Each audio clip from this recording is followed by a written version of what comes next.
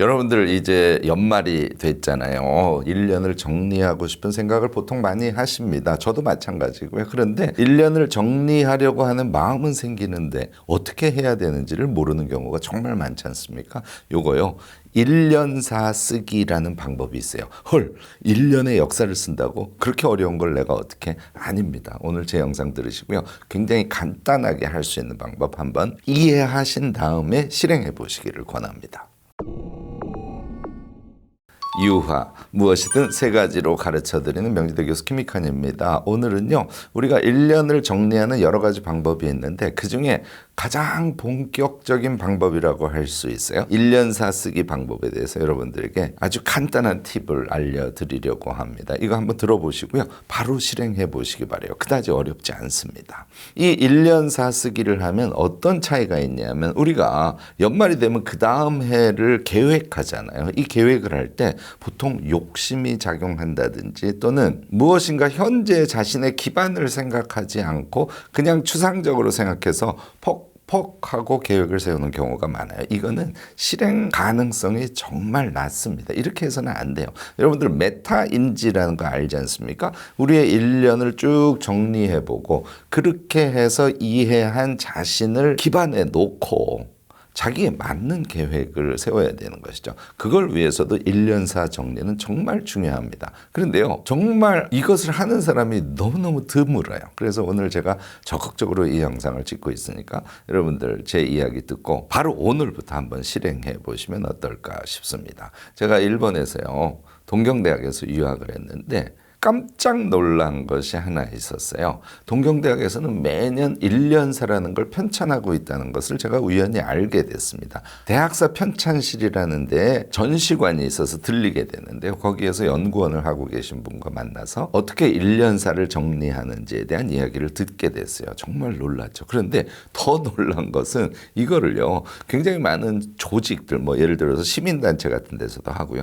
기업에서 물론 하고요. 심지어는 개인이 이것을 하시는 분들이 많다는 사실을 제가 알게 됐습니다. 그때 차가 나고 이 1년사를 정리하는 건 너무너무나 훌륭하겠구나 라고 생각하고 제가 제 나름대로 실행을 해보면서 방법을 찾게 된 거예요. 오늘 그 비법을 여러분들에게 말씀드릴 테니까 메모하면서 들으시고요. 오늘 바로 실행하시면 좋겠는데요. 자, 이 1년사 쓰기를 편하게 하려면 여러분들이 요령을 알아야 될 거 아닙니까? 세 가지로 나눠서 제가 요령을 지금부터 말씀을 드리겠습니다. 이렇게 하시면 돼요. 예를 들어서 12월 10일쯤 됐어. 그러면 그때부터 일단 시작하십니다. 첫 번째 뭘 하시는 거냐면 하루에 한 달씩을 정리해 보는 거예요. 그러니까 20일 날은 1월을 정리해 보고요. 22일 날은 2월을 정리해 보는 이런 방식이죠. 그러면 열흘, 그러니까 2주 정도면 여러분들은 1년을 정리할 수 있어요. 1년을 내가 쭉 회고해 봐야지. 이거 어렵습니다. 그런데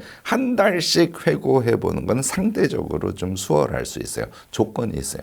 지금 예를 들어서 여러분들이 1월에 내가 뭘 했지 하고 생각을 해보려고 한번 떠올려 보시기 바랍니다. 일반적으로 아무것도 안 떠올라요.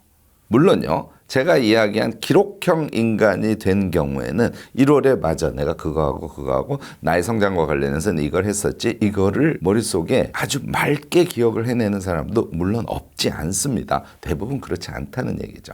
오늘 제가 말씀드리는 1년사 쓰기 같은 것까지 자주 하시면, 예를 들어서 내년에는 12월이 됐어. 그 해의 1월이 여러분들 기억나는 경험을 하시게 될 겁니다. 자, 아무것도 없으면 처음에는 어려우니까 제가 권하는 거는 우선 첫 번째는 핸드폰에 보면 우리가 달력에다가 일정을 보통 써놓죠. 1월로 쭉 넘어가 보시면 매일은 아니래도 며칠에 한 번씩은 자기가 약속을 한 거라든지 뭘 하기로 한 거라든지 이런 것들이 메모되어 있는 것을 보실 수 있을 겁니다. 요걸 우선 이용하시기 바라요.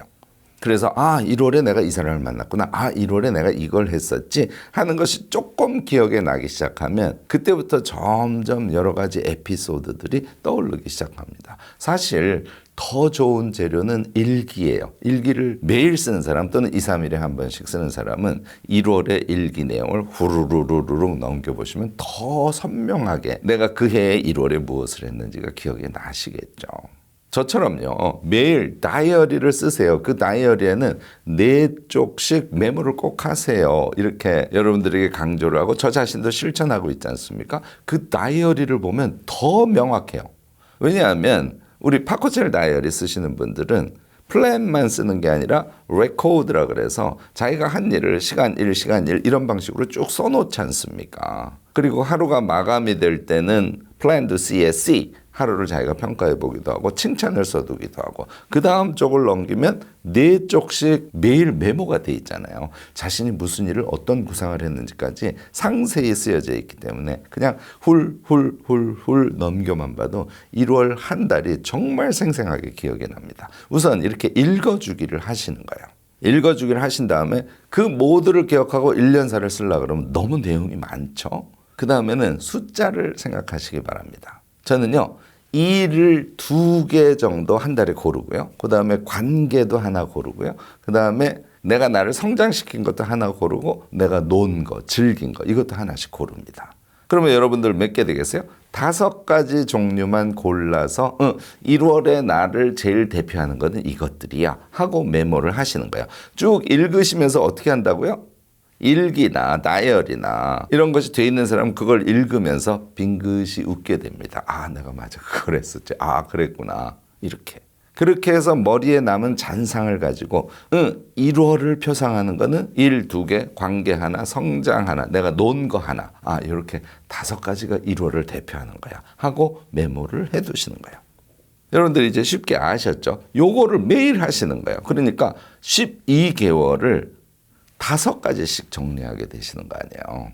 이렇게 메모를 먼저 해두는 게 첫 번째 단계입니다. 자, 2번째는 10일 정도에 시작했으면 뭐 22일, 23일 정도 되면은 여러분들이 1년치를 다 메모를 끝냈을 거 아닙니까? 그 상태에서 이제 메모한 거를 봅니다. 아, 1월 달에 이렇게 했고 2월 달에 이렇게 했고 3월 달에 이렇게 했고 쭉 보면서 이번에는 1년 전체 단위로 생각을 해보는 거예요. 내가 올해 1년 동안 일은 큰 틀에서는 이거를 쭉 해왔네. 내가 관계 면에서는 이런 사람들을 주로 만났었고 그러다 보니까 이런 부류의 사람들은 만나질 않았네. 뭐 등등.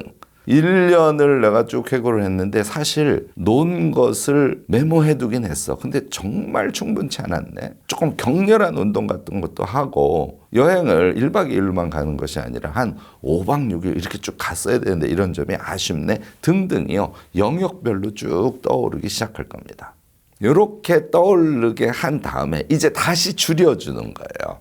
저는 어떻게 하냐면요. 일은 대체로 한 5가지 내지 6가지 정도를 픽업합니다. 관계는 3가지. 나의 성장과 관련된 것도 한 3가지 정도.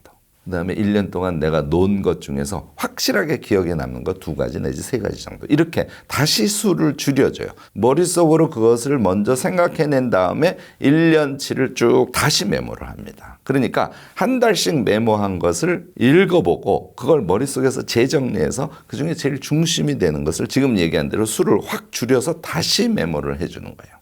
요게 2번째 단계입니다. 여러분들 이때 시간을 어느 정도 쓸 것인가 요거 되게 중요한데요.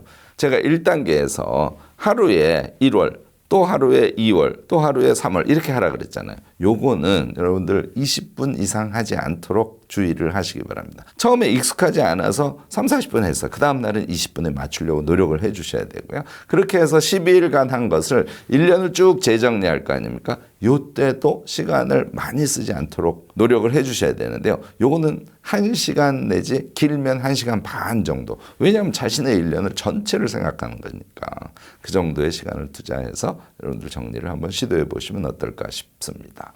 3번째가 정말 중요해요. 이제 1년에 대해서 메모를 했지 않습니까? 대체로요. 한 15가지 내지 20가지 정도를 메모를 했기 때문에 A4 한 장이 안 되는 수준으로 여러분들이 정리를 하셨을까요? 이렇게 정리된 걸 다시 읽어보면서 이제부터는 아래 한글 같은 파일을 이용해서 치면서 글도 일부 쓰면서 정리를 해보시는 거예요. 이때 중요한 것은요. 전부 문장으로 쓰려고 하지 마시고요. 문장을 조금 쓰고 그 다음에 개조식 정리하는 것처럼 동그라미 치고 키워드 쓰고 동그라미 치고 키워드 쓰고 이런 글의 방식. 그러니까 풀 문장과 개조식을 섞어서 쓰는 방식을 저는 권합니다. 이렇게 해야 시간도 많이 걸리지 않을 뿐만 아니라 자기가 쓴 일련사가 나중에 읽어보면 굉장히 편하게 빠른 속도로 그다음에 전체 개요를 느끼면서 읽을 수 있게 되거든요. 이런 글쓰기 방식을 쓰면 일련사 쓰기에 실제 집필의 시간을 확 줄일 수 있어요. 이런 요령 하나 기억을 해 두시고요. 그 다음에 무엇을 쓸 것인가요? 우선 일에 대해서 쓰셔야죠. 5가지나 6가지 메모해 두셨지 않습니까? 얘를 기억하면서 올해는 나는 일과 관련해서는 주로 이런 종류를 했는데 이것을 하고 저것을 하고 저것을 하고 저것을 했어. 그런데 이 일과 관련해서는 나는 이런 측면에서는 굉장히 큰 성과를 이루어낸 것 같고 이런 측면은 조금 아쉬움이 있어서 또 이런 영역도 했어야 되는데 이 영역은 내가 하지 않는 우를 범했네? 뭐 이런 식의 글을 쓰는 것이죠. 관계와 관련해서는 일련의 관계를 내가 쭉 되돌아보니까 나하고 익숙한 사람들 그리고 가족과의 관계가 중심이 되고 나하고 좀 거리가 있는데 내가 관계를 확장시키는 것과 관련해서 조금 노력을 해야 되는 지점은 그다지 신경을 쓰고 있지 않았네. 하지만 관계가 나에게 스트레스를 주는 것보다는 관계가 나를 기쁘게 해주고 나의 삶을 풍요롭게 해주는 데 큰 도움이 됐다고 평가는 되는 것 같아. 뭐 이런 걸 쓰는 거죠. 마찬가지로 나의 성장과 관련해서도 나의 쉼과 관련해서도 일련을 쭉 그렇게 정리를 해주는 겁니다. 제가 지금 말씀드리는 것은 문장으로 쓰시고 그 다음에 일에 대해서 6가지 메모해 둔 거 있지 않습니까? 걔는 동그라미하고 쓰고 동그라미하고 쓰고 이렇게 리스트처럼 같이 하단에 정리를 해 두는 거예요. 그 하단에 정리한 것 중에서 조금 상세하게 뭔가 에피소드 같은 걸 쓸 것이 있으면 땡땡 하고 친 다음에 거기다가 문장을 조금 이어서 함께 써두는 것도 나쁘지 않습니다. 이렇게 전체를 쓰세요. 이렇게 한 다음에 최종적으로 자신의 일련을 종합해서 되돌아보는 문장을 조금 써보시는 게 좋습니다. 대체로요, 내가 일련을 보내면서 너무너무 좋았던 점, 그것은 일일 수도 있고 관계일 수도 있고 놀이일 수도 있고 자신의 성장일 수도 있습니다. 내가 좋았던 점은 이러이러한 점이 되게 좋았고 좀 아쉬운 점은 이런 것이 있었을 것 같아. 이런 것을 뭐 2문장이나 3문장 정도 쓰시고요. 그 다음에 내가 깨달았던 것, 나를 성장시켰던 어떤 나의 행위들, 이런 것들을 쓰면서 그런 결과로 나는 이러이러한 자기 성장을 이루어낸 것으로 나는 평가를 할 수 있을 것 같아. 이런 문장을 쓰시는 거죠. 또 이 1년 중에서 내가 제일 부족했던 거, 나에게 아쉬움으로 남았던 거, 다른 걸 다 잘하긴 했는데 이 영역은 아예 건드리지도 않아서 내가 1년을 회고할 때 좀 아쉬움이 남네. 이런 부분도 쓰시는 거죠. 올해 내가 한 것 중에서 앞으로 계속 지속해서 추구해야 될 것은 이런 점이 있는 것 같아. 이런 정도로 종합평가를 마지막에 2-3문단 정도로 쓰시는 겁니다. 이게 1년사 완성이에요. 어떠세요? 저는요, 요거 1시간이나 2시간 정도 투자해서 여러분들께 쓰시기를 권합니다. 그렇게 빨리 써요? 네, 대충 쓰셔야 되기 때문에 빨리 쓸 수 있다고 제가 제안을 드리는 거예요. 이렇게 한 다음에요, 그 다음날 또 그 다음날 정도, 이틀 정도 자신이 1년을 정리한 것을 문장이나 표현 등을 고쳐보시기 바랍니다. 이 고치는 과정을 통해서 자신의 1년이 다시 머릿속에 쭉 상기되거든요. 여러분들 어떨 것 같아요? 내가 살아온 1년이 현재의 나에게 착 달라붙죠. 뿐만 아니라 내가 어떤 삶을 살아왔는지를 더 명확하게 정리할 수 있기 때문에 메타인지가 확 올라가는 걸 느끼실 수 있게 될 거예요. 이 상태에서 그 다음 해를 구상하시는 게 엄청 중요합니다. 이래야 그 다음 해가 내 것이 돼요. 나의 현재, 나의 1년간의 삶을 기반에 둔 아주 현실적인 계획을 그 다음 해를 향해서 여러분들이 세울 수 있게 되지 않을까 싶습니다. 가능하면 다른 영상에서 한번 더 말씀을 드리려고 하긴 하는데요. 그 다음에 새해를 여러분들 설계할 때는 여러 가지 방법을 좀 쓰시는 게 좋습니다. 대표적으로는 수학 분석 같은 걸 해주시는 게 좋죠. 1년사를 내가 썼어. 그 상태에서 나의 강점이 뭐고 나의 약점이 뭐고 이거 찾아내실 수 있지 않을까요? 그 다음 새해를 생각해 볼 때 나에게 이런 기회가 올 것 같아. 새해에 이런 점은 나에게 불리하게 작용할 것 같아. 환경적 요인이죠. 이런 것을 이렇게 4사분면으로 구분해 놓고 메모를 하면서 새해를 여러분들이 기획하시지 않습니까? 1년사를 쓰고 새해에 대한 기획 방법도 좀 구체적으로 아신 상태에서 여러분들이 연말을 보내신다면 정말 유익한 연말 맞이하게 되지 않을까 싶습니다.